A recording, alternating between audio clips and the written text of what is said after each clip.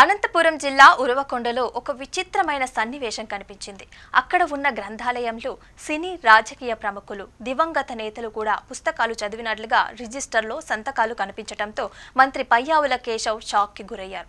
రోజుకి 50 నుంచి 60 మంది వస్తున్నారని ఉద్యోగి చెప్పడంతో అనుమానం వచ్చి రికార్డులని పరిశీలించగా ఈ వింత బయటపడింది.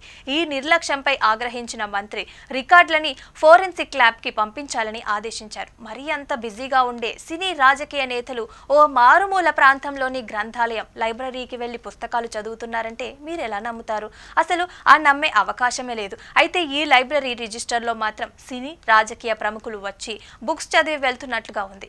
అంతేకాదు చనిపోయిన రాజకీయ నేతలు కూడా ఆ లైబ్రరీకి వచ్చి బుక్స్ చదువుతున్నట్లుగా రిజిస్టర్లో సంతకాలు ఉండటం విశేషం.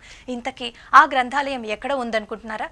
అనంతపురం జిల్లాలోని ఉరవకొండలో ఉంది. అసలు విషయానికి వస్తే ఈ బుక్లో సంతకాలు చేసిన వాళ్ళంతా గ్రంథాలయానికి వస్తున్నారా అంటూ మంత్రి ప్రశ్నించారు. అయితే ఆ ఉద్యోగి నుంచి సమాధానం మాత్రం లేదు.